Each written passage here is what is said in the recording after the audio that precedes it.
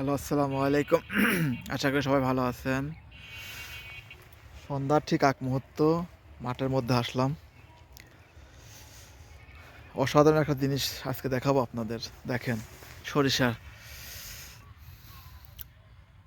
এটা এখন আমাদের এলাকা থেকে হারিয়ে গেছে। আগে প্রচুর বুনতো মানুষ, কিন্তু এখন এই সরিষাটা খুব একটা বনে না। সবই কর্মব্যস্ততায় দিন যাচ্ছে। পাশে মূলা, পালং শাকের একটা বীজ। অসাধারণ একটি সময়। সন্ধ্যার ঠিক আগ মুহূর্তে সরিষা ফুলের পাশে অমায়িক একটা দৃশ্য। মাঠটা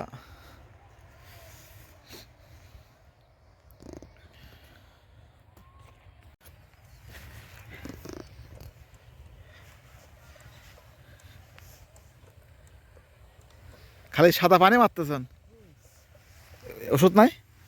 পানি দেওয়ার উপকারিতা কি? হ্যাঁ, হ্যাঁ। একটু ড্যাম হচ্ছে, পানি দিলে পরে ড্যামটা চলে যাবে, কাটি যাবো। আর পানি দেবো না, শেষ আর দেবো না, তো এটা দিই শেষ। শেষ আর লাগবেও না শেষ। শেষ আর লাগবে না, খালি স্প্রে করে পানি এখন যদি কুয়াশা পড়তেছে তো আবার কাল সকালে দেবো।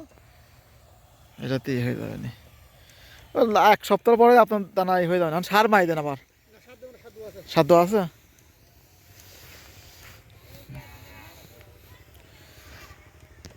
এটা মেনটেন্স এই মধ্যে কি হয়ে গেছে? ও দানা যারা তুলতেছে তারা ওই কুয়াশার জন্য ঢেকে ধরছে না? এই যে পালা তোলা দানা, কাকার দানা তো ভালোই দানা হয়েছে। এইটা কার?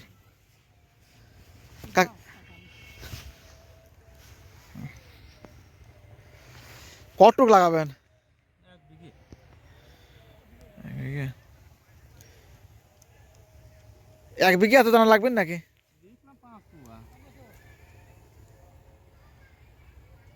5 পোয়া এই ধরেই দিয়েছিলেন নাকি? না ওইটা? হ্যাঁ, এই পাশেরটা কে দিছিল?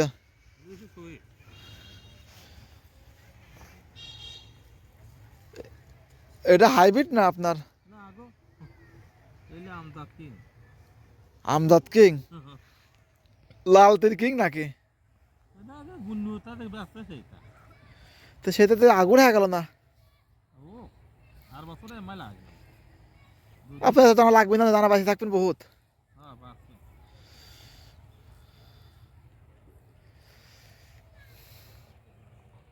সূর্য ডুবে গেছে, হয়তো কিছুক্ষণের মধ্যে মাগরিবের আজান হবে।